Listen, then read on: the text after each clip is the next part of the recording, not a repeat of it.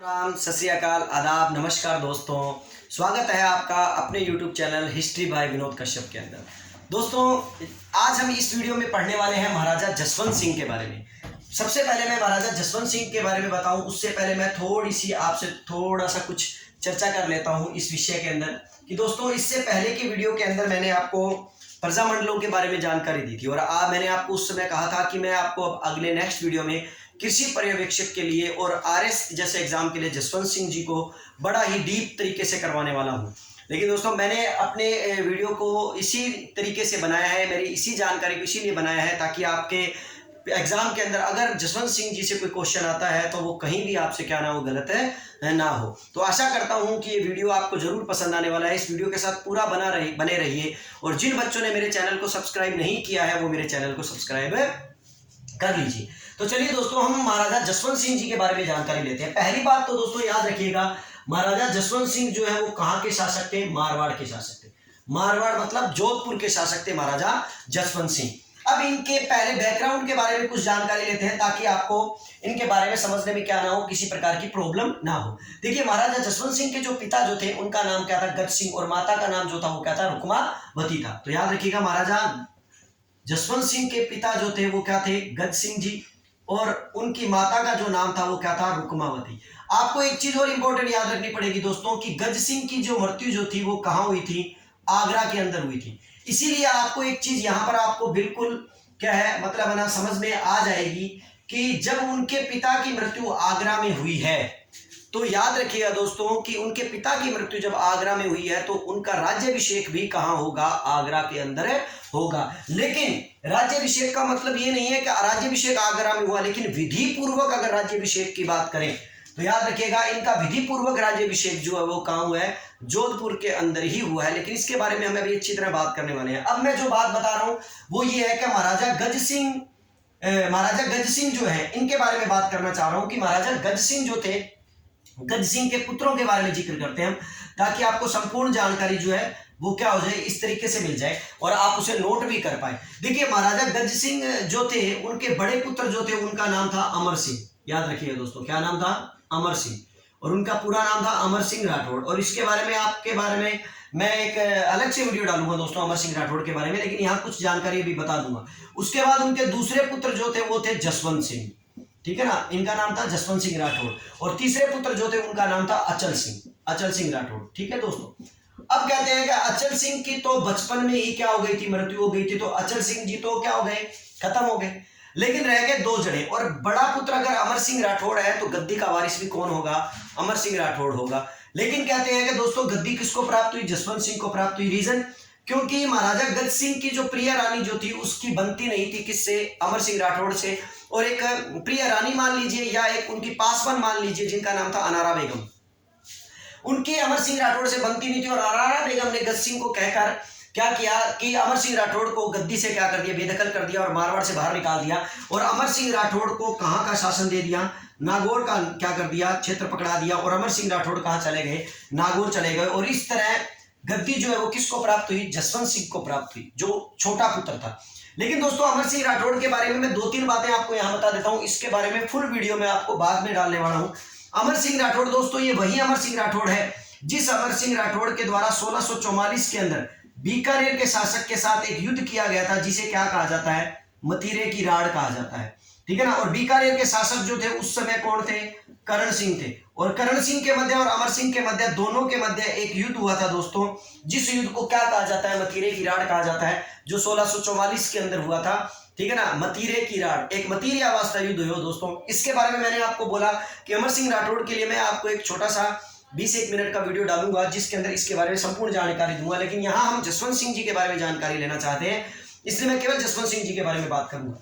तो दोस्तों चलिए हम बात कर रहे हैं जसवंत सिंह जी के बारे में। तो पता लग गया होगा कि इनके 3 पुत्र थे और तीनों पुत्रों में किस तरह जसवंत सिंह को क्या हुई? गद्दी प्राप्त हुई। अब जसवंत सिंह जो था दोस्तों, जसवंत सिंह जी का जन्म जो था याद रखिएगा, जसवंत सिंह का जन्म जो था वो यहाँ मारवाड़ के अंदर नहीं हुआ था। ये भी बड़ी इंपॉर्टेंट बात है। इनका जन्म जो था वो कहां हुआ था? बुरहानपुर के अंदर हुआ था दोस्तों। बुरहानपुर कहां पड़ता है दोस्तों? ये भी याद रखिएगा, एमपी के अंदर।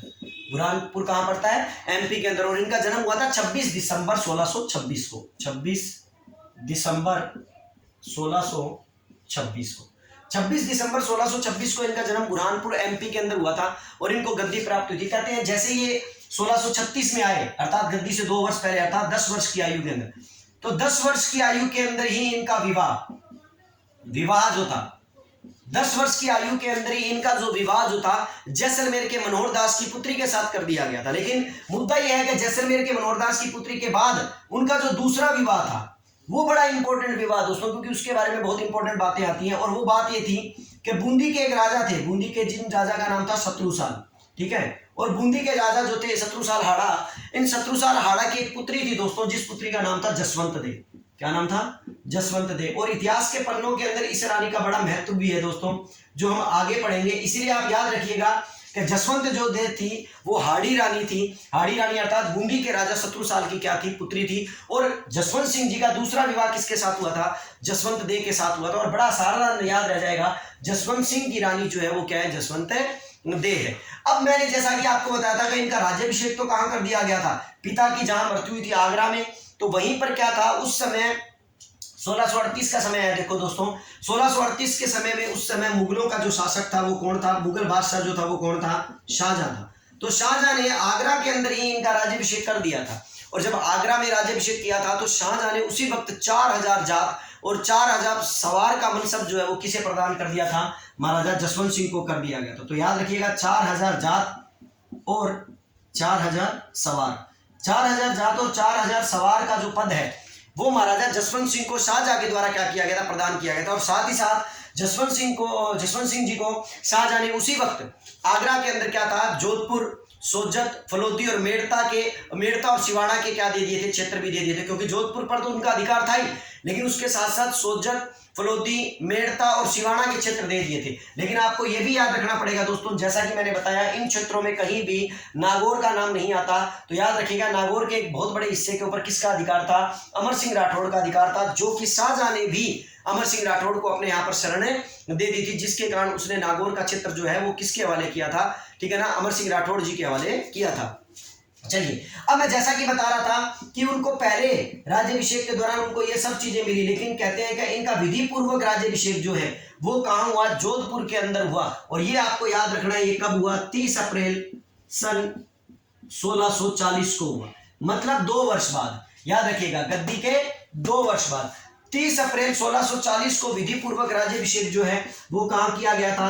ठीक है ना, मारवाड़ के अंदर किया गया था। कहां किया गया था? जोधपुर के अंदर किया गया था। इसलिए याद रखिएगा मेन राज्याभिषेक यही माना जाता है, ठीक है ना, इसीलिए जोधपुर का राज्याभिषेक के बारे में बात आती है। हालांकि दोस्तों हम कुछ बड़ी किताबें पढ़ते हैं जिनके अंदर ये भी कह दिया जाता है, क्योंकि ये मतलब ना जो जसवंत सिंह जी जो थे इनके बारे में, कि 1652 में जब शाहजहां ने शाह शुजा के साथ इनको कंधार भेजा था। ध्यान रखिएगा दोस्तों कि 1652 के अंदर जब क्या है, क्या मतलब है ना, शाह शुजा के साथ इनको कंधार भेजा गया, ठीक है। तो कंधार के अंदर शाह शुजा और मतलब है ना जसवंत सिंह जी जो थे, जब वो गए तो वहां पर इनके द्वारा युद्ध लड़ा गया और युद्ध लड़ने के कारण युद्ध में उनको सफलता प्राप्त हुई। तो सफलता प्राप्त हुई तो वहीं पर क्या हुआ, क्या मतलब है ना, उससे ना बादशाह, मुगल बादशाह जो था वो बड़ा खुश हुआ। और मुगल बादशाह खुश हुआ तो कंधार अभियान के बाद इनको किसकी उपाधि दी गई? महाराजा की उपाधि दी गई। इसीलिए इनके नाम के आगे क्या लगा? महाराजा लगा। और तब से ये कहलाने लगे महाराजा जसवंत सिंह। और ये भी रीजन है दोस्तों कि शाह शुजा के साथ जाकर जब उन्होंने कंधार का अभियान सफल किया था तो इसी उपाधि के साथ साथ इनको एक जड़ऊ जमदर दिया गया था, एक फूल कटार भी दी गई थी, जिस कटार के ऊपर फूल मतलब बना लगा हुआ था और पीछे से मतलब उसका हत्ता जो था फूल मतलब बना आकृति के रूप में मतलब बना उसकी जो नक्काशी जो थी वो उस हिसाब से की गई थी। और साथ में एक अरबी घोड़ा भी प्रदान किया गया था। अर्थात हम ये कह सकते हैं कि ये बड़े ही उच्च मतलब ओहदे के रूप में क्या थे, शाहजहां के टाइम के अंदर थे। शाहजहां इनको बड़ा ही मतलब ना महत्व दिया करता था। यहाँ पर आपको एक चीज और याद रखनी पड़ेगी दोस्तों कि महाराजा जसवंत सिंह के द्वारा किन मुगल सम्राटों का शासनकाल देखा गया। तो एक तो आपको याद रखना पड़ेगा दोस्तों किसका? शाहजहां का। और एक आपको याद रखना पड़ेगा किसका दोस्तों? औरंगजेब का। तो याद रखिएगा इनके द्वारा 2 मुगल सम्राटों का, 2 मुगल बादशाहों का क्या दिया देखा गया था? शासनकाल देखा गया था। तो अब मैं महाराजा जसवंत सिंह की कुछ मतलब ना उपलब्धियों पर आने वाला हूं दोस्तों, लेकिन उससे पहले अगर आप इसका स्क्रीनशॉट लेना चाहें तो ले सकते हैं, ताकि फिर उसके बाद मैं इनकी उपलब्धियों के बारे में आऊं। तो चलिए आपने शायद स्क्रीनशॉट ले लिया होगा। अब मैं बात करना चाहूंगा महाराजा जसवंत सिंह की कुछ उपलब्धियों के बारे में। दोस्तों महाराजा जसवंत सिंह की उपलब्धियों में सबसे मेन उपलब्धि कौन सी आती है? सबसे मेन उपलब्धि आती है कि जब शाहजहां बीमार पड़ गया था और बीमार पड़ने के कारण शाहजहां के काल के अंदर मुगल बादशाहों के मध्य अर्थात मुगल राजकुमारों के मध्य उत्तराधिकार युद्ध छिड़ गया था, जिनमें शाहजहां जो था, शाहजहां के कई पुत्र थे दोस्तों, जिनके बारे में मैं यहाँ जिक्र कर रहा हूँ और जिनके बारे में मैं आपको अच्छी तरह समझा रहा हूँ। जिसमें शाहजहां का बड़ा पुत्र जो था, जिसका नाम था दारा शिकोह, सबसे ज्यादा वो प्यार किसे करता था? दारा शिकोह को करता था। उसके बाद जो उसका पुत्र आता है, जो इंपॉर्टेंट पुत्र के रूप में आता है, दोस्तों मैं कोई सीरियल में नाम नहीं लिख रहा, केवल मैं उनके पुत्रों के बारे में जानकारी ले रहा हूँ, ठीक है ना। जो इंपॉर्टेंट पुत्र आता है वो औरंगजेब आता है, और उसके बाद दो पुत्र और रह जाते हैं, जिनमें एक था शुजा और एक था मुराद, ठीक है दोस्तों। तो ये चार पुत्र थे शाहजहां के जो बड़े इंपॉर्टेंट थे। इन चारों पुत्रों के अंदर दो पुत्र जो है वो सबसे ज्यादा इंपॉर्टेंट थे। रीजन कि सबसे ज्यादा शाहजहां जिस पुत्र को प्यार करता था, और बड़ा पुत्र जो था वो कौन था? दारा शिकोह था, ठीक है ना। याद रखिएगा, इसी दारा शिकोह को मुगल वंश का लघु अकबर भी कहा जाता है दोस्तों, इसको याद रखिएगा इस बात को। ये दारा शिकोह जो था वो शाहजहां इसको बड़ा प्रेम करता था, और दारा शिकोह के बारे में मैंने आपको एक नया वीडियो डाला हुआ है दोस्तों, कि किस तरह औरंगजेब ने दारा शिकोह की हत्या की, किस तरह मनुच्ची जो है वो अपनी किताब स्टोरी ऑफ द मुगोर के अंदर वो इस बात का वर्णन करता है, और किस तरह मतलब ना दारा शिकोह ने यातनाओं को सहा, किस तरह उसे मतलब ना भीषण मतलब ना यातनाएं देकर औरंगजेब के द्वारा सर काट कर मारा गया। उस वीडियो को देख लीजिए, आपको दारा शिकोह के बारे में संपूर्ण जानकारी क्या हो जाएगी, मिल जाएगी। तो चलिए दोस्तों, मैं जैसा बता रहा था, औरंगजेब जो है वो क्यों इंपॉर्टेंट है? क्योंकि औरंगजेब इसलिए इंपॉर्टेंट है कि शाहजहां के बाद यदि मुगल सल्तनत की गद्दी किसे प्राप्त हुई है, तो वो किसे प्राप्त हुई है? औरंगजेब को प्राप्त हुई है। अब आप सोचोगे सर क्या आप इंडियन हिस्ट्री पढ़ा रहे हो, ये तो इंडियन हिस्ट्री चलने लगी, मुगल काल चलने लगे। नहीं दोस्तों, ये बताना इसलिए जरूरी है क्योंकि जब शाहजहां बीमार पड़ा तो गद्दी का वारिस जो था वो दारा शिकोह था, लेकिन गद्दी प्राप्त कौन करना चाहता था? औरंगजेब भी प्राप्त करना चाहता था। इसीलिए कहते हैं कि शाहजहां के मध्य और औरंगजेब के मध्य जो युद्ध हुए उन्हें हम उत्तराधिकार युद्धों के मध्य, उत्तराधिकारी युद्ध क्या कहें उन्हें माना जाता है। तो इसलिए याद रखिएगा कि जब ये उत्तराधिकारी युद्ध शुरू हुए तो इनमें जसवंत सिंह ने किसका साथ दिया था? दारा शिकोह का साथ दिया था। क्वेश्चन ये आता है कि दारा शिकोह व औरंगजेब के मध्य हुए उत्तराधिकारी युद्धों में महाराजा जसवंत सिंह के द्वारा किसका साथ दिया गया था? तो आप बोलोगे दोस्तों किसका साथ दिया गया था? दारा शिकोह का साथ दिया गया था। अब ये साथ देने वाली बात क्या है कि शाहजहां ने जसवंत सिंह को यह कहा था कि आप मेरे बड़े पुत्र का सहयोग कीजिए, और इसी सहयोग के चलते इनके मध्य एक युद्ध हुआ, जिस युद्ध को किसके नाम से जाना जाता है? धर्मत के युद्ध के नाम से जाना जाता है, धर्मत का युद्ध। दोस्तों ये धर्मत का युद्ध जो है, वैसे देखा जाए तो मोटे मोटे तौर पर ये धर्मत का युद्ध दारा शिकोह व औरंगजेब के मध्य माना जाता है, क्योंकि मेन शासक बनने के लिए जो दो लोग लड़ रहे थे वो थे दारा शिकोह व औरंगजेब। लेकिन ये युद्ध जिन लोगों ने लड़ा उसके बारे में आपको मैं बता दूं दोस्तों कि औरंगजेब के साथ इस युद्ध में उसका एक भाई मुराद भी साथ में था, याद रखिएगा दोस्तों। और दारा शिकोह इस युद्ध में नहीं था, बल्कि इस युद्ध का संचालन दारा शिकोह की जगह पर कौन कर रहे थे? महाराजा जसवंत सिंह जी कर रहे थे, जो कहां के शासक थे? मारवाड़ के शासक थे।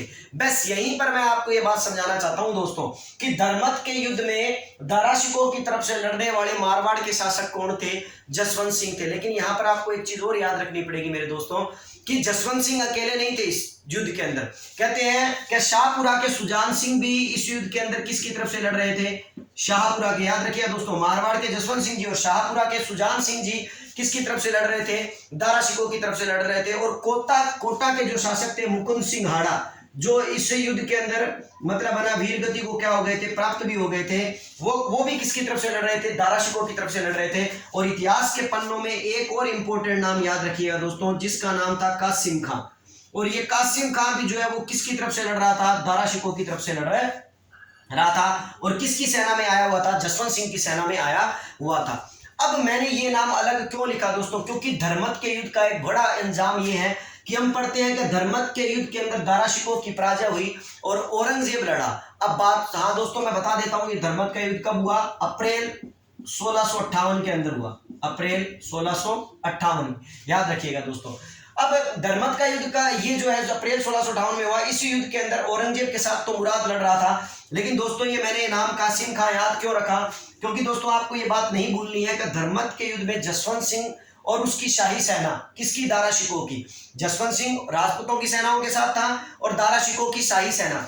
अगर इस सेना के अंदर यदि कासिम खान विश्वासघात नहीं करता तो ये धर्मत के युद्ध में दारा शिकोह जीत जाता, जसवंत सिंह जी विजय हो जाते। लेकिन कहते हैं इसी कासिम खान के विश्वासघात करने के कारण ये युद्ध जो है वो किसके द्वारा जीता गया था, ये युद्ध औरंगजेब के द्वारा क्या किया गया था, जीता गया था। तो याद रखिएगा क्वेश्चन ये बनता है कि धर्मत के युद्ध में, ठीक है ना, जसवंत सिंह जी के साथ विश्वासघात करने वाला व्यक्ति कौन था, तो आप उसका आंसर दोगे कौन था, कासिम खान था। कहते हैं जब इस युद्ध में औरंगजेब जीत गया तो औरंगजेब ने जीतने के बाद ये जो धर्मत क्षेत्र है जो कहां पड़ता है, उज्जैन के अंदर, और उज्जैन कहां पड़ता है दोस्तों, एमपी के अंदर। कहते हैं इसी धर्मत नामक क्षेत्र का नाम बदलकर औरंगजेब ने क्या कर दिया था, फतेहाबाद कर दिया था, या फतेहाबाद कर दिया था। अर्थात फतेह का मतलब होता है जीत, अर्थात जीत का आगाज जो था औरंगजेब ने किस युद्ध से किया था, धर्मत के युद्ध से किया था। इसीलिए उसने इस क्षेत्र का नाम बदलकर क्या, किसके नाम से मतलब बना कर दिया था, फतेहाबाद के नाम से उसे क्या कर दिया था, परिवर्तित कर दिया था। लेकिन यहाँ पर एक और इंपॉर्टेंट बात है कि इस युद्ध में कासिम खान के विश्वासघात के कारण जसवंत सिंह जी जो थे वो घायल हो गए थे। और कहते हैं कि घायल जसवंत सिंह जी को इस युद्ध मैदान से महेश दास गौड़, जिसको आस्करण भी कहा जाता है, महेश दास गौड़ व गोवर्धन ने बड़ी मुश्किल से जसवंत सिंह जी को इस युद्ध क्षेत्र से निकाला और घायल अवस्था के अंदर वो कहां लेकर आए, मारवाड़ लेकर आए। चलिए दोस्तों हम मारवाड़ पर आ जाते हैं। यहाँ पर इतिहास के पन्नों की एक बड़ी खूबसूरत कथा है दोस्तों, जिसके अंदर आपको एक वीर शतरानी के, ठीक है ना, तेवर दिखाई देंगे। और वीर शतरानी के आपको क्या दिखाई देंगे, अपनी मातृभूमि के प्रति, अपने मतलब ना नियमों के प्रति, अपनी मर्यादाओं के प्रति उसका त्याग और बलिदान भी आपको क्या किया जाएगा, यहाँ दिखाई पड़ेगा। क्यों, क्योंकि जब वो मारवाड़ आए जसवंत सिंह जी, मारवाड़ अर्थात जोधपुर आए जसवंत सिंह जी घायल अवस्था के अंदर, तो दुर्ग के गेट खुलवाए गए। दुर्ग के गेट जो है खुलवाने के लिए कहा गया। तो कहते हैं कि जसवंत सिंह जी की जो मारवाड़ के अंदर जो रानी थी जिसका नाम क्या था, जसवंत दे, इस जसवंत दे को दोस्तों करमेती देवी बोला जाता है। करमेती दे के नाम से भी इसे क्या किया जाता है, करमेती दे, करमेती दे भी इनका नाम लिया जाता है। ठीक है दोस्तों, कहते हैं कि इस जसवंत दे ने दुर्ग के ऊपर चढ़कर ये देखा कि वो क्या जसवंत सिंह है। तब उन्होंने पूछा क्या आप जसवंत सिंह हो, तो जसवंत सिंह जी ने कहा हाँ मैं जसवंत सिंह हूं, मैं घायल अवस्था में आया हूं। तो मारवाड़ की रानी जसवंत दे ने, जो जसवंत सिंह जी पत्नी थी, उन्होंने पूछा क्या युद्ध के अंदर आप जीत कर आए हो, तो उन्होंने कहा नहीं मैं भाग कर आया हूं। तो तभी उसी वक्त जसवंत दे ने दुर्ग के गेट खोलने से क्या कर दिया, इनकार कर दिया। और कहते हैं कि जसवंत दे ये कहने लगी कि आप मेरे पति हो ही नहीं सकते। क्यों, क्योंकि मेरा पति युद्ध स्थल पर युद्ध लड़ने के लिए गया हुआ है और राजपूतों के अंदर ये नियम है कि या तो वो युद्ध स्थल पर जाएंगे तो लड़कर जीत कर आएंगे, या फिर युद्ध स्थल में क्या होंगे, वीरगति को प्राप्त होकर आएंगे। लेकिन आप भाग कर आए हो इसलिए आपके लिए इस दुर्ग के गेट नहीं खोले जाएंगे। लेकिन कहते हैं कि महाराजा जसवंत सिंह की माता जो थी रुक्मावती, ठीक है ना, उनके द्वारा समझान बुझाने के बाद क्या किया जाता है, जसवंत दे के द्वारा गेट खोल दिया जाता है। लेकिन कहा जाता है कि जसवंत सिंह को उस वक्त, ठीक है ना, पहले चांदी के थाल में खाना खिलाया जाता था, लेकिन उस वक्त लकड़ी के बर्तनों में उनको क्या किया जाता है, खाना खिलाया जाता है। और उनसे कहा जाता है कि जब तक आप अपना इस चीज का बदला नहीं लोगे तब तक आपको इसी तरह क्या किया जाएगा, खाना दिया जाएगा। देखो ये जनश्रुतियां है दोस्तों। वो एक अलग बात है कि जसवंत सिंह जी ने ऐसा कोई बदला नहीं लिया, लेकिन ताउम्र जीवन भर वो कुछ ऐसे कार्य भी करते रहे जो मैं आपको आगे इस विषय में जिक्र करूंगा कि औरंगजेब जीतना आने के बाद भी जसवंत सिंह जी ने औरंगजेब का इतना भरपूर मात्रा में क्या नहीं किया, कभी भी सहयोग नहीं दिया। तो याद रखिए दोस्तों, जसवंत दे बड़ी इंपॉर्टेंट रानी है। अब दोस्तों मैं आपको यह भी बता दूं कि ये एक निर्णायक युद्ध नहीं था औरंगजेब के द्वारा, कि भी औरंगजेब धर्मत के युद्ध को जीतने के बाद दिल्ली की गद्दी प्राप्त कर लेता। क्योंकि आप जानते हो धर्मत के युद्ध में दारा शिकोह नहीं आ रहा है, दारा शिकोह के क्या हारे हैं, सैनिक हारे हैं, अर्थात उनके क्या हारे हैं, सरदार हारे हैं। इसीलिए कहते हैं कि एक इंपॉर्टेंट निर्णायक युद्ध लड़ा गया, जिस युद्ध को क्या कहा जाता है, दोराई का युद्ध कहा जाता है। जो दोराई का मैदान कहां पड़ता है, अजमेर के अंदर पड़ता है। इस दोराई के युद्ध के अंदर दारा शिकोह और दोस्तों औरंगजेब के मध्य एक इंपॉर्टेंट युद्ध हुआ, जिस युद्ध को दोराई का युद्ध कहा जाता है। ये युद्ध जो है, इस युद्ध की मुख्य बात क्या है दोस्तों, इस युद्ध की मुख्य बात यह है कि इस युद्ध में दारा शिकोह ने अपना बदला लेने के लिए जसवंत सिंह को कहा था कि जसवंत सिंह मैं अजमेर के मैदान में आ गया हूं, दोराई के क्षेत्र में, तू भी अपनी सेना लेकर आ जा और धर्मत के मैदान का जो बदला तुझे लेना है वो तू औरंगजेब से क्या कर लेना, ले लेना। लेकिन कहते हैं कि दोस्तों उस समय एक शासक था जिसका नाम था, आमेर का शासक था जिसका नाम था मिर्जा राजा जयसिंह। ठीक है दोस्तों, जिसको जयसिंह प्रथम के नाम से भी जाना जाता है, मिर्जा राजा जयसिंह। मिर्जा राजा जयसिंह जो था वो ये बड़ा चतुर था, और मिर्जा राजा जयसिंह ने उस समय किसको समझाया? उस समय जसवंत सिंह को समझाया कि देख जसवंत सिंह, दारा शिकोह कभी भी इस युद्ध के उत्तराधिकारी युद्ध में नहीं लड़ेगा, नहीं जीतेगा, जीतेगा तो औरंगजेब जीतेगा। और इसी दूरदर्शिता के कारण जब जय सिंह ने जसवंत सिंह को यह समझाया और कहा कि तू इस युद्धों से दूर रह, हो सकता है इस युद्ध में औरंगजेब जीत जाए तो जीतने के बाद तुझे माफ कर दे, लेकिन अगर तू इस युद्ध में गया तो औरंगजेब तुझे कभी भी माफ नहीं करेगा। और यही रीजन है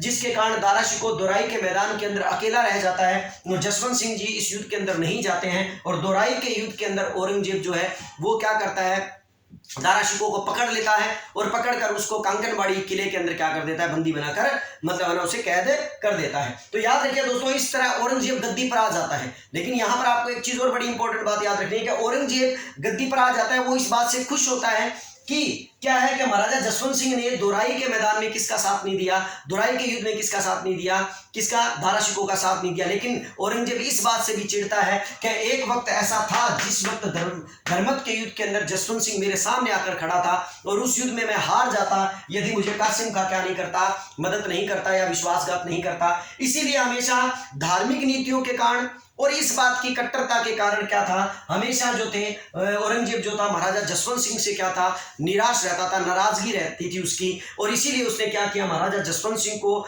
बाहरी अभियानों पर भेजने का क्या कर लिया, निश्चय कर लिया। और यही रीजन था दोस्तों कि महाराजा जसवंत सिंह जो है वो अधिकतर बाहर ही रहे हैं। और आप देखिए इनकी मृत्यु भी कहां हुई है, जामरूद अफगानिस्तान के अंदर, क्योंकि इनको टिकाव ही नहीं करने दिया औरंगजेब ने। कहते हैं ना कि भी अगर एक जगह रहेगा, मारवाड़ में रहेगा तो सुखी रहेगा, लेकिन उससे बदला लेने के लिए, धार्मिक कट्टरता के लिए उसे क्या था, इधर उधर भेजते रहते थे। इसका प्रमाण ये भी है दोस्तों कि सबसे पहले इनको महाराजा जसवंत सिंह को औरंगजेब ने गद्दी पर बैठने के साथ ही 1659 में, 1658 में औरंगजेब को गद्दी प्राप्त हुई थी और 1659 के अंदर ही क्या कहते हैं कि गुजरात अभियान पर भेज दिया गया। उसके बाद गुजरात अभियान के अंदर कुछ सफलता हासिल की तो उसके बाद कहते हैं कि दक्षिण के अंदर जब औरंगजेब का प्रबल शत्रु जो था शिवाजी, कहते हैं शिवाजी के विरुद्ध जो है उनको क्या था 1662 के अंदर भेज दिया गया। तो मराठा शिवाजी के विरुद्ध 1662 में भेजा गया। लेकिन दोस्तों यहां पर आपको एक चीज इंपॉर्टेंट बात बता दूं कि जसवंत सिंह जी शिवाजी के विरुद्ध दक्षिण में गए तो सही, लेकिन कहते हैं ऐसा कुछ इतिहासकारों का मानना है, ये बात वो इतिहासकार कहते हैं कि जसवंत सिंह ने गुपचुप रूप से हमेशा शिवाजी की क्या की थी, मदद की थी। और यही रीजन था जिसके कारण औरंगजेब जो है वो किससे नाराज रहता था, जसवंत सिंह से नाराज रहता था। और इसीलिए मराठों के विरुद्ध कुछ खास सफलता हासिल नहीं कर पाए जसवंत सिंह, क्योंकि वो करना ही नहीं चाहते थे।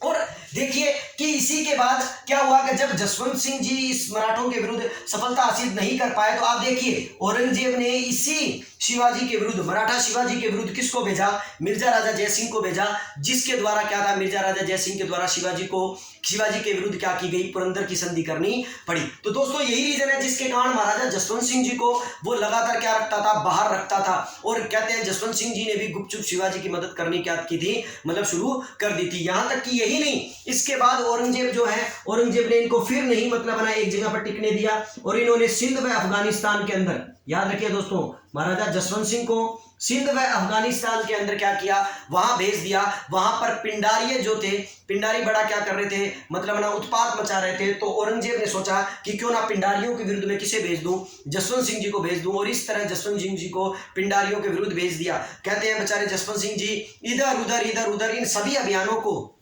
इन्होंने पूरा किया।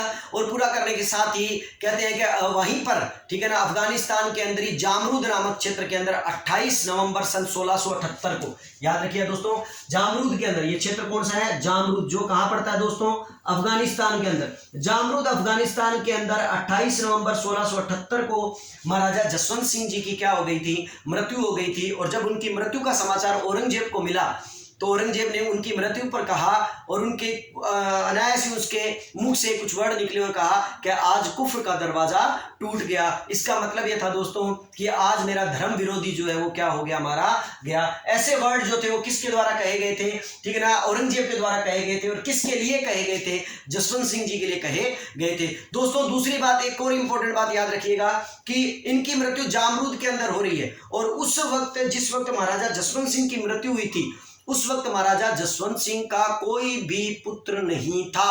और यही रीजन था जिसके कारण औरंगजेब को मारवाड़ को खालसा घोषित करने के लिए 1 मिनट भी नहीं लगा, क्योंकि जिस वक्त महाराजा जसवंत सिंह की मृत्यु हुई थी उस वक्त महाराजा जसवंत सिंह का कोई भी पुत्र जीवित नहीं था या कोई भी पुत्र नहीं अस्तित्व में नहीं था। 2 रानियां गर्भवती जरूर थी, इसके बारे में हम आगे चर्चा करेंगे, लेकिन उनका कोई पुत्र नहीं था और यही रीजन था कि उनके मरने के जस्ट बाद औरंगजेब ने मारवाड़ को क्या घोषित कर दिया, खालसा घोषित कर दिया। मैं थोड़ा टाइम देख लेता हूं दोस्तों की वीडियो कितने वक्त का बढ़ गया है, 24 मिनट का हुआ है। चलिए मैं इसी को आगे बढ़ाता हूं, इसका आप स्क्रीनशॉट लेना चाहें तो ले लीजिए ताकि मैं आपको इसको कंप्लीट करवा दूं। चलिए दोस्तों, हम बात कर रहे थे कि जसवंत सिंह जी के बारे में, तो हमने इनकी मृत्यु के बारे में पढ़ लिया, लेकिन दोस्तों आपको यहां भी बता दूं कि जसवंत सिंह जी जब इतने अधिक अभियानों में बाहर रहते थे तो उनके द्वारा अनेक प्रकार के कई कार्य किए गए हैं। जैसे कि जब वो दक्षिण में गए थे तो दक्षिण में जाने के बाद उनके पास एक क्षेत्र था जिसका नाम था औरंगाबाद, जो कहां पड़ता है, महाराष्ट्र में पड़ता है। कहते हैं इसी महाराष्ट्र औरंगाबाद के अंदर इनके द्वारा अपने नाम के ऊपर एक नगर बसाया गया जिसे क्या कहा जाता है, जसवंत नगर कहा जाता है। और इसी जसवंत नगर के अंदर इनके द्वारा एक क्या बनवाया गया, जसवंत सागर, ठीक है ना, बनवाया गया। ठीक है दोस्तों, तो जसवंत सागर जो है वो औरंगाबाद महाराष्ट्र के अंदर किसके द्वारा बनवाया गया है, जसवंत सिंह जी के बारे में जसवंत सिंह जी ने ही बनवाया है। और साथ ही साथ दोस्तों आगरा के अंदर भी, याद रखिएगा, आगरा के अंदर भी इनके द्वारा एक कचहरी का निर्माण करवाया गया था, जो कचहरी, ठीक है ना, जो कचहरी बनवाई थी जिसे वर्तमान में याद रखिएगा दोस्तों जसवंत सिंह की छतरी कहा जाता है।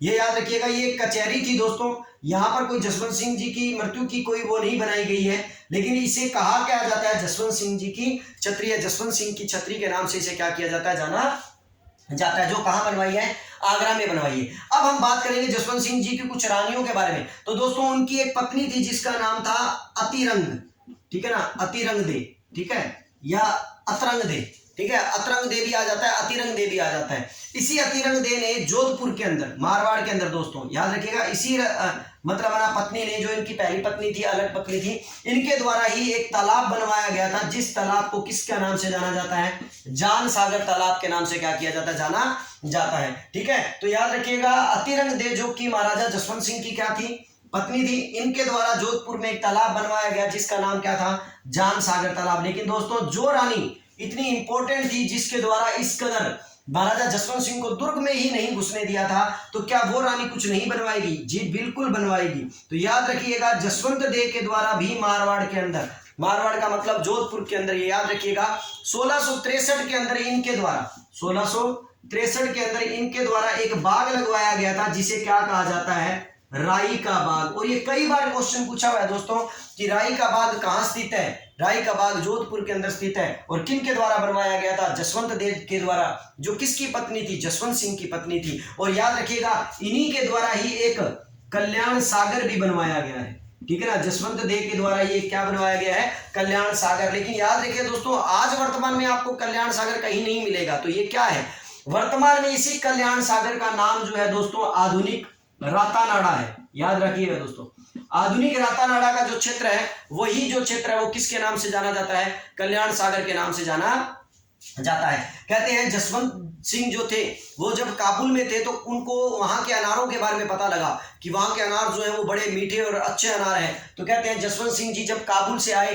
तो आते वक्त अनार के बीज लेकर आए थे, अनार के पौधे लेकर आए थे। तो कहते हैं कि जसवंत दे ने ही उन्हीं अनार के पौधों को कागा बाग में लगवाया था। याद रखिए दोस्तों कहाँ लगवाया था, कागा बाग के अंदर, जो कहां पड़ता है, जोधपुर के अंदर है। तो याद रखिएगा चतुरा गहलोत नामक एक माली को बुलवाकर, ठीक है ना, जसवंत सिंह जी के उन पौधों को जो मतलब अनार के थे उनको लगवाकर और जसवंत दे ने कागा बाग बनवाया था जिसके बारे में कहा जाता है कि वहां के अनार भी बड़े क्या थे, मीठे हुआ करते थे। तो ये दोस्तों कुछ महाराजा जसवंत सिंह की उपलब्धियां थी और इन उपलब्धियों को दोस्तों मैं सोच रहा हूं, क्योंकि मेरा वीडियो आपको पता है दोस्तों मैं मोबाइल से वीडियो बनाता हूं, मैं बहुत बार ये बात कहता हूं और मैं कोशिश कर रहा हूं कि शायद हम इस वीडियो को क्या करें, कंप्लीट कर लें, क्योंकि ज़्यादा तो नहीं है, ठीक है ना। और साथ साथ में देखते हैं कि अगर बीच में कट गया तो नेक्स्ट वीडियो फिर मुझे बनाना ही पड़ेगा, इलाज ही नहीं है। चलिए दोस्तों हम जसवंत सिंह जी के बारे में आगे नेक्स्ट और बात कर लेते हैं कि इनके द्वारा और कौन कौन सी चीजें बनवाई गई और कौन कौन सी चीजें जो है वो इनके द्वारा और स्थापित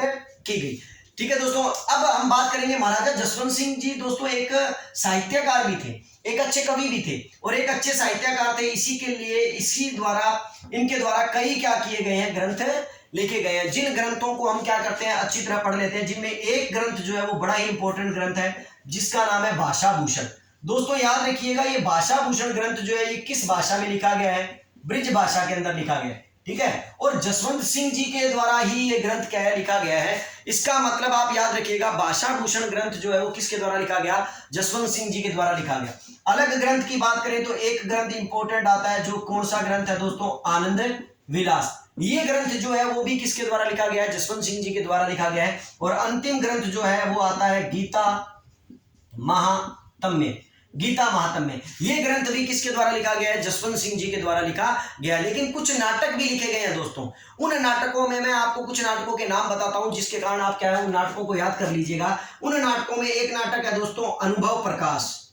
अनुभव प्रकाश ये एक नाटक है दोस्तों, जो किसके द्वारा लिखा गया है? महाराजा जसवंत सिंह के द्वारा लिखा गया। दूसरा सिद्धांत बोध और प्रबोध चंद्रोदय। सिद्धांत बोध और प्रबोध चंद्रोदय।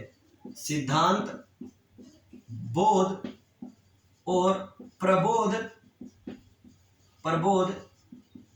चंद्रोदय। सिद्धांत बोध और प्रबोध चंद्रोदय ये नाटक जो है दोस्तों। और एक और दोस्तों याद आ गया, नायिका भेद। नायिका भेद, ठीक है ना, नायिका भेद। ये नाटक जो है दोस्तों ये किसके द्वारा लिखे गए हैं? जसवंत सिंह जी के द्वारा लिखे गए हैं। ये इंपॉर्टेंट चीज है दोस्तों, आप इसका स्क्रीनशॉट ले लीजिए, ताकि हम अपने वीडियो को क्या है मतलब ना आगे बढ़ाएं। और उस टाइप की शायद इसे आज इसी एक ही पार्ट के अंदर क्या कर दें, हम इसे समाप्त कर दें।